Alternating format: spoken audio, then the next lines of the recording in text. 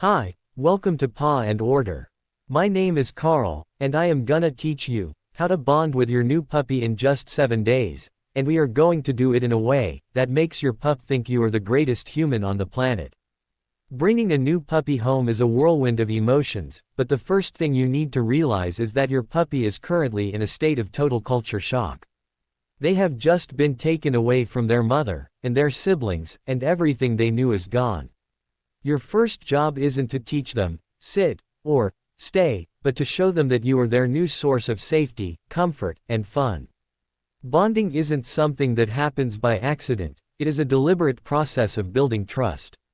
If you start this week with a focus on empathy, rather than just rules, you will create a foundation that lasts for 15 years. We are going to break this down day by day, step by step, so that by next week, your puppy follows you around like a little shadow. Day 1 is all about the quiet introduction, and making your home feel like a sanctuary, rather than a scary playground. When you first bring that puppy through the door, your instinct is to invite the neighbors over, call your cousins, and have a big party to show off the new family member. Please, for the sake of your puppy's brain, don't do that. Today is for immediate family only. Keep the lights a bit lower and keep your voices soft. Your puppy needs to learn your specific scent, and the sound of your normal speaking voice, without being overwhelmed by a dozen different people. Sit on the floor at their level. Don't reach over their head to pet them, as this can be intimidating. Instead, let them come to you. When they sniff your hand, or lean against your leg, give them a gentle stroke under the chin. This says, I am here, I am safe, and I am not going to grab you. By lowering your physical height, you become much less scary.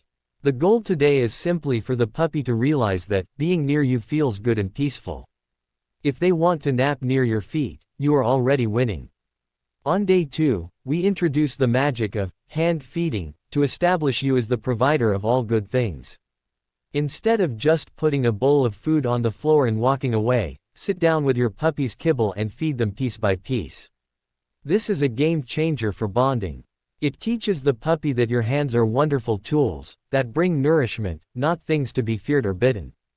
As you feed them, talk to them in a calm, happy tone. Call them by their name frequently, so they start to associate their name with a full belly and a happy heart. Hand feeding also helps prevent resource guarding later in life, because the puppy learns that your presence near their food is a positive thing. If the puppy is too excited, wait for a second of calm before giving the next piece. This simple act of eating from your hand creates a deep, primal connection. It says, we are a pack now, and I will always take care of you. Do this for every meal today, and you will notice your puppy starting to look up at your face much more often, searching for that connection. Day 3 is the power of play day, where we find out what makes your puppy's tail wag the hardest. Play is the universal language of dogs, and it is the fastest way to build a friendship. Get a variety of toys, a soft squeaky one, a rope for gentle tugging, and a ball that rolls. See which one catches their eye. When you play, get down on the floor and move the toy like a little mouse or a bird, triggering their natural instincts to chase. Let them win the toy often. Winning builds confidence in a young puppy, and makes them feel like they are a great hunter. However, keep the play sessions short, maybe 5 to 10 minutes at a time. Puppies have very short attention spans, and they get tired quickly. When they get tired, they can get cranky and start nipping. If you end the play session, while they are still having fun, they will spend their nap time dreaming about playing with you again. This shared joy is a massive deposit into your relationship bank account. You aren't just a roommate, you are now their favorite playmate, and the source of the best games in town. By day 4, we focus on grooming and gentle touch to build physical trust and prepare them for a lifetime of health. This isn't about giving them a full bath or a haircut yet, it's about touching their paws, looking in their ears, and rubbing their belly.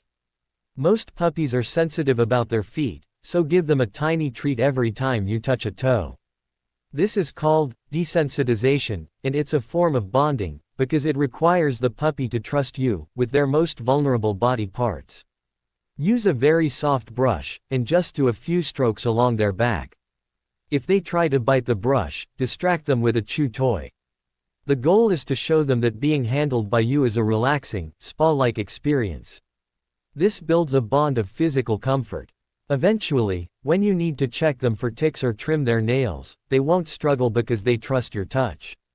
This day is about showing them that you are a gentle leader, who will always handle them with care. A puppy that is comfortable being handled is a puppy that feels truly secure in their environment. Day 5 is for the great outdoors and exploring the world together. Even if your puppy hasn't had all their shots and can't go to a park yet, you can explore your backyard or even just the front porch. This is about joint exploration. Put them on a long, light leash and just follow them around as they sniff the grass, the leaves, and the dirt. Sniffing is how dogs process information, and when you are there with them, you are part of their discovery process. If they get startled by a loud car or a barking neighbor dog, don't pick them up immediately unless they are in danger. Instead, stay calm, crouch down, and let them hide behind your legs. This teaches them that you are their bodyguard. When they look at you for reassurance, and see that you are not scared, they will learn to be brave too. Being their guide through the big, wide world creates a bond of reliance. They start to see you as the person who helps them navigate the unknown, which is a huge step in moving from a cute pet to a loyal partner. Day 6 is about learning the basics through positive reinforcement. Today, we teach a very simple sit or watch me, using only treats and praise. Training is actually a form of bonding because it improves communication. Right now, your puppy speaks dog, and you speak human, and there is a lot of confusion in the middle. When you teach a command using rewards, you are creating a common language. It gives the puppy a way to please you, which dogs instinctively want to do. Keep it very simple and very positive. When they sit, act like they just won an Olympic gold medal. Use a high-pitched, happy voice and give them a belly rub. This success makes the puppy feel smart and proud. They start to realize that paying attention to you leads to rewards and happiness. Training shouldn't be a chore, it should be the highlight of their day. By the end of day 6, your puppy isn't just following you for food, they are following you because they are interested in what you are going to ask them to do next. Finally, day 7 is the day of rest and reflection. By now, you should notice a huge difference in how your puppy looks at you. Today, we focus on cuddle time. Spend at least 30 minutes just sitting on the couch or the floor with your puppy while they nap. No toys, no treats, no training, just presence. This low-intensity time is where the deep emotional bonding really solidifies. You are showing the puppy that you are happy just to be near them. Observe their little quirks, the way their ears twitch, and how they sigh when they are comfortable. This day is for you to bond with them, just as much as they bond with you. Think about the progress you've made in just a week. You've gone from strangers to a team. You have established yourself as the provider, the protector, the playmate, and the teacher. This foundation of trust is the best gift you could ever give your new best friend. Your puppy now knows that they belong with you, and that feeling of belonging is the strongest bond there is. To keep this bond growing, you need to be consistent. A puppy's brain is like a sponge, and they are always watching you. If you are stressed and yelling one day, but happy and giving treats the next, the puppy will get confused and pull away. Try to keep your energy level steady. If you had a bad day at work, take a deep breath before you greet your puppy. They are mirrors of our emotions.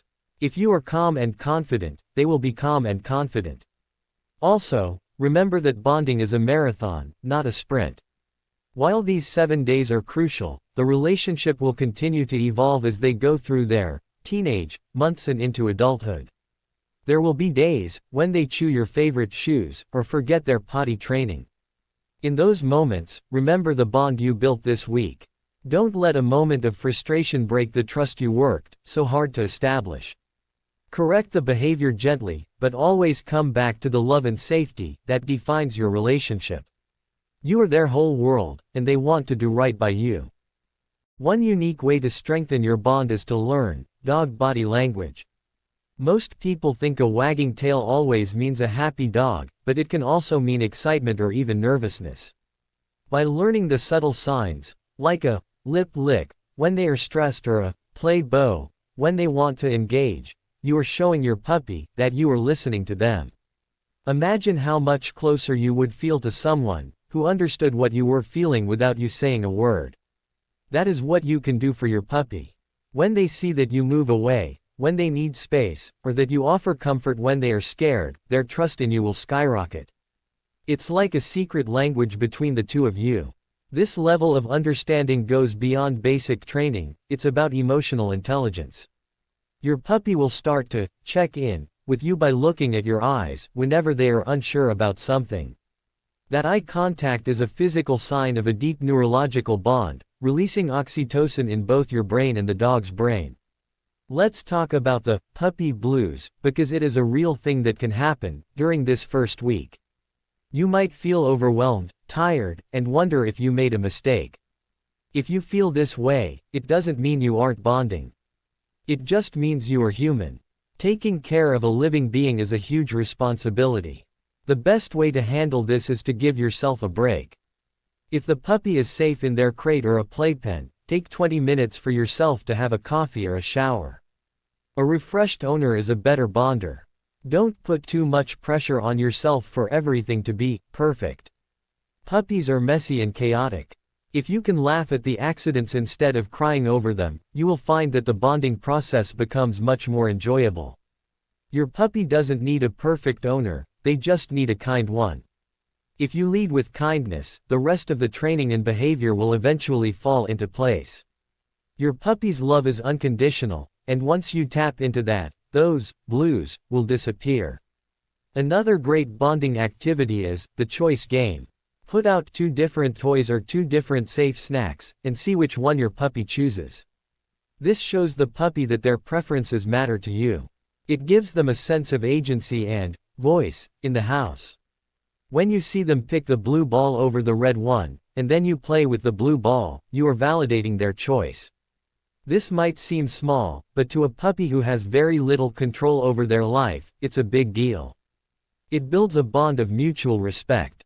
You are telling them, I see you as an individual, not just a pet. This kind of respect leads to a dog that is more engaged and eager to work with you.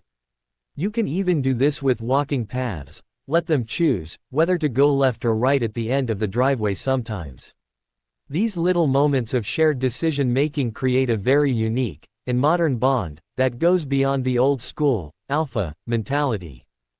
As we wrap up this 30-minute guide, I want to remind you that every puppy is different. Some puppies might bond with you in 2 days, while others might take 2 weeks or even 2 months to fully open up.